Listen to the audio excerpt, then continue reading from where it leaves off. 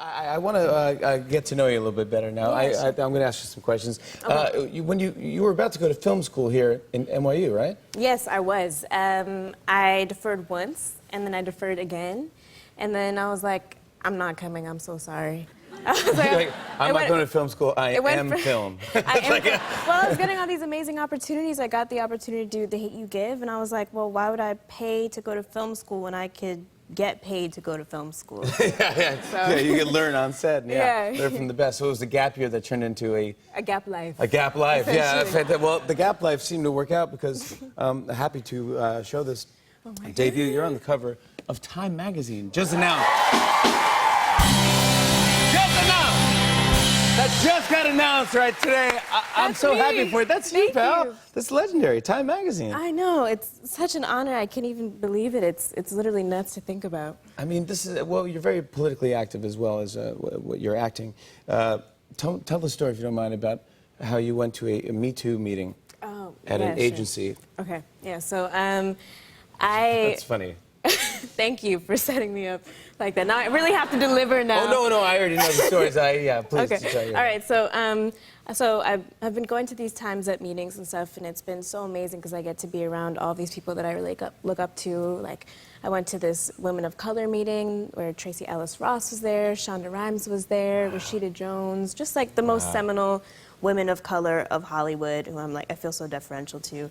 And I wanted to feel like really kind of like dapper to go. So I put on these boots that had like a little bit of a heel. And I have this problem, and like I'm good, like don't worry about me, but I have like an old man disease where like it's not a disease, it's like hereditary. If I kind of like move a certain way, like my kneecaps will slide out of place.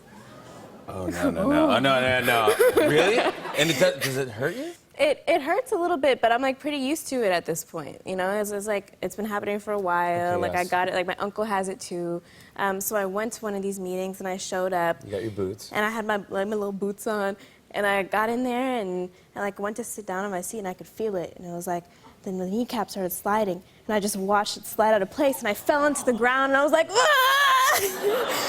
And everyone's freaking. And I looked up and just like Shonda Rhimes, like Tracee Ellis Ross, they're all just like staring at me, like, oh my gosh, are you okay? And like I'm used to this, so I was just like, like kind of just like knocked it back. Dude, I just love that. You just smacked her head and was like, yeah. Okay, let's start the meeting quickly and get this over with. Yeah, and I was like, all right, let's go, like back to the patriarchy. How old were you when you did Hunger Games? I was 12 years old. 12 years old, and was Jennifer Lawrence, did she take you under her wing? She did. She was super sweet to me. What did you learn from Jennifer Lawrence? She taught me how to pee in the woods. Wow, that's fantastic. Yeah, Kentucky, I gotta write that down. I gotta call her for that. Yeah, that's something you want to learn. Yeah, it's something it's probably helpful in life. I definitely used it a few times since. Do you guys stay in touch? You know, I haven't really seen her that much. I mean, she's so busy. She's Jennifer Lawrence. So. Obviously, yeah. But I saw her at this brunch recently, and I went up to her, and she looked at me, and she was like, she didn't recognize me for a second, and then she was like, oh my God, you have boobs. I was like, puberty did happen. I was like, wow, I do? Wow, yeah. I blocked out puberty. I don't remember a thing. Let's talk about your movie, The Hate U Give. Congratulations, critic. A lot of buzz on this. Well deserved. Thank you so much. Amanda. It's based off of a poem, right, from Tupac? Yeah. So it's based off the premise Thug Life, which is the hate you give little infants.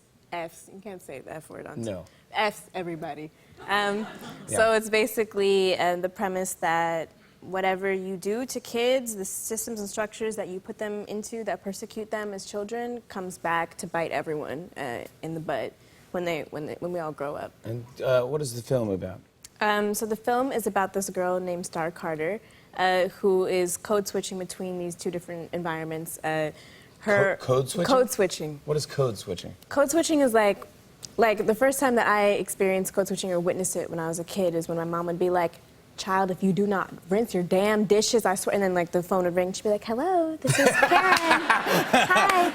That's two different people, yeah. Like a lot of people experience code switching, but then like if you're black and you forget to code switch, like the result could be that you get shot by a cop. So that's what this film is about. Oof. And it's you and Common, who we love, who was on the show for this film.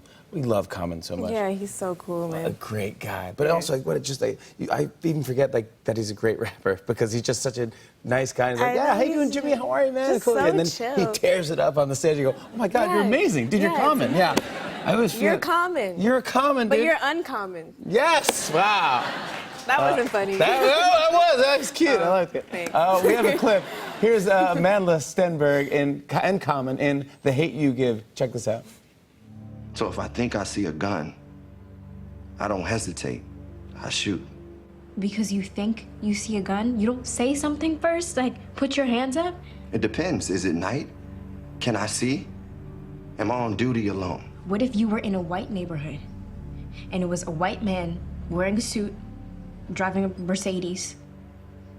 He could be a drug dealer, right? He could. So if you saw him reach into the window and you thought that you saw a gun, would you shoot him? Or would you say, put your hands up? Our thanks to Amanda Stenberg. On and on and on. I said, and it's on and on and on.